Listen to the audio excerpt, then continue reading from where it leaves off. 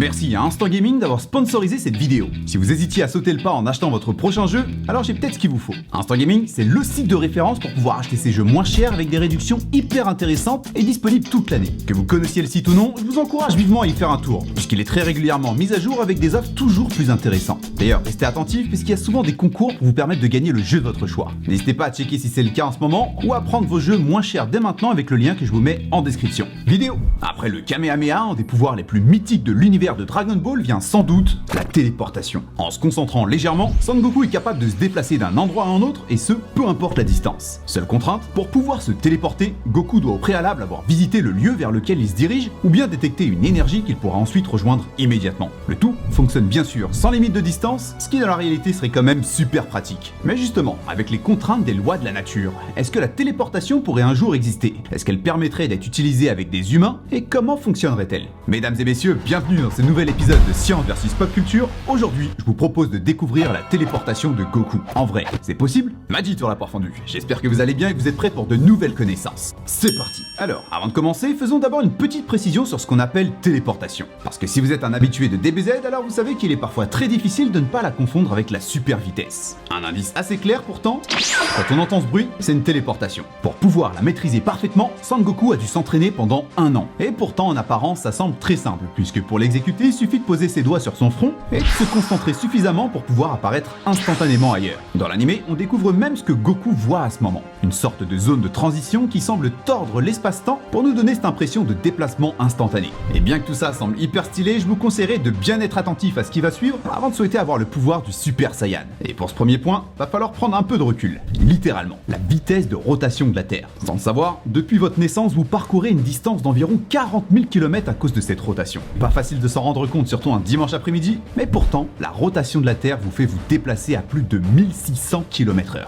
Maintenant, à moins d'être un Super Saiyan, je vous déconseillerais vivement de vous téléporter pour éviter ce qui va suivre. Si la téléportation se limite à déplacer votre corps d'un endroit à un autre, énormément d'autres paramètres seront négligés, dont la rotation de la Terre. À notre échelle, on ne la sent pas, puisque tout comme lorsque vous êtes dans un train à une vitesse constante de disons 300 km/h, notre corps et tout ce qui nous entoure s'est stabilisé avec cette vitesse. Mais la téléportation, qui décomposera puis recomposera instantanément chaque atome de notre corps, ne tiendra pas en compte cette force. Ce qui est très pratique dans cet exemple, mais sera beaucoup moins marrant à l'échelle de la Terre, vous faisant passer de 1600 km/h à 0 sur toute une planète qui se transformerait alors en véritable rap géant. Enfin ça, c'est si les vents hyper puissants ne vous auront pas projeté dans les airs avant. Mais bon, disons qu'on a été assez prévoyant et que notre machine nous fasse nous téléporter en conservant notre vitesse initiale. Et là non plus, ce ne serait pas pour autant une bonne nouvelle. Si on décidait de se déplacer de l'équateur au pôle Nord par exemple, les vitesses locales étant très différentes, on risque d'avoir aussi de très mauvaises surprises.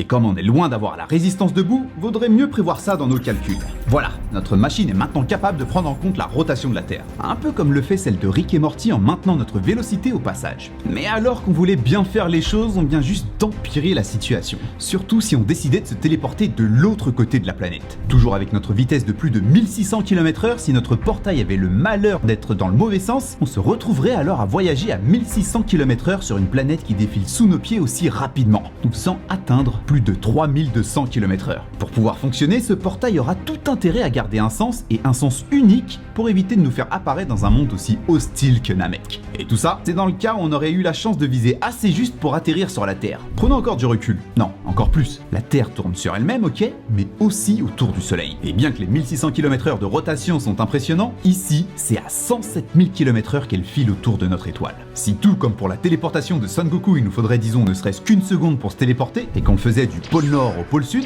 on serait alors tête à l'envers et décalé de 30 km par rapport au point visé. Et là, reste plus qu'à espérer que les platistes avaient raison. À cause de la forme de la Terre, être 30 km à côté de sa cible veut dire dans ce cas apparaître dans les airs, ce qui laissera une drôle de surprise à notre pionnier de la téléportation. Vous l'aurez compris, pour que tout se passe bien, vaudrait mieux qu'on se téléporte de façon instantanée. Quoique, se téléporter instantanément d'un endroit à un autre créera un vide là où le corps se trouvait. Ce vide implosera sous le poids de l'air qui y chutera avec une telle force et une telle vitesse qu'elle créera une onde de choc assez puissante pour rompre les tympans des pauvres personnes venues participer à cette expérience. Vous l'aurez compris, on est loin d'être Son Goku qui a largement les épaules pour supporter tous ces défauts dont on vient de parler. Mais jusqu'à preuve du contraire, notre planète n'est pas peuplée de Super Saiyan et pour éviter trop de dégâts, faudrait mieux prendre en compte tous ces paramètres. Dans la condition bien sûr qu'une telle technologie puisse exister un jour. Parce qu'une machine à téléportation, bien que tout le monde sache ce que c'est, comprendre comment ça marche, c'est une autre histoire. Et pour vous l'expliquer, je vous propose de prendre cette boule de cristal et d'y zoomer suffisamment pour rentrer dans le monde quantique. On y trouvera alors toutes sortes d'atomes et surtout d'électrons qui sont chacun définis par une position, une vitesse et une rotation. Une fois qu'on mesure tout ça, on obtient leur identité qu'on appelle un état quantique. Tous les états quantiques de ces électrons définissent notre boule de cristal faisant ce qu'elle est. En gros, si on pouvait dupliquer toutes ces particules et les arranger de la même façon, on aurait alors deux boules de cristal complètement identiques.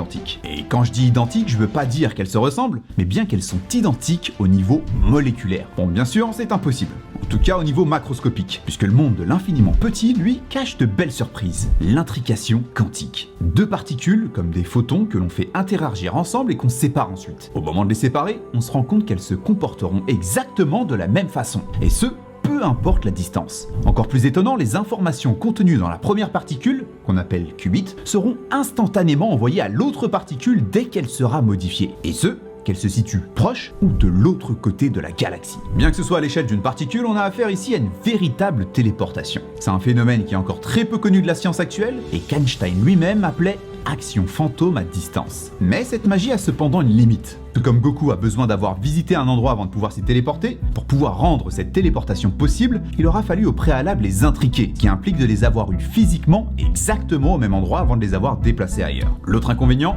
seule l'information téléportée est impossible à comprendre. Pour pouvoir être comprise, il faudra alors qu'un émetteur aide à déchiffrer l'information à l'aide d'un message numérique. Et pour ce faire, on utilisera la fibre optique ou les ondes radio pour envoyer ce message. Ce qui veut dire que bien que la téléportation est instantanée, le message lui est limité par la vitesse de la lumière. Mais ça ouvre tout de même des possibilités infinies si une telle technologie venait à évoluer. Et on y travaille déjà. La Chine a mis en place un test dans lequel elle a téléporté les propriétés d'une particule à une autre placée dans l'espace à bord d'un satellite. Et dans un futur plus ou moins proche, on envisage même d'utiliser cette technologie pour des communications hyper sécurisées. L'information irait d'un point A à un point B sans même devoir traverser l'espace entre les deux. L'avantage, couper l'herbe sous le pied de tout pirate qui chercherait à intercepter le message. Bien sûr, tout ça reste de la téléportation de choses immatérielles et le faire avec des objets ou mieux, des humains, semble encore beaucoup plus proche de la fiction que de la réalité. Mais rappelez-vous qu'il aura fallu moins d'un siècle pour que l'homme passe de la compréhension des comportements des électrons à pouvoir les téléporter de la Terre à un satellite. Ce qui est sûr, c'est que cette téléportation sera bien différente de celle du manga, puisqu'on n'aurait pas besoin de joindre ses deux doigts au front pour pouvoir se téléporter.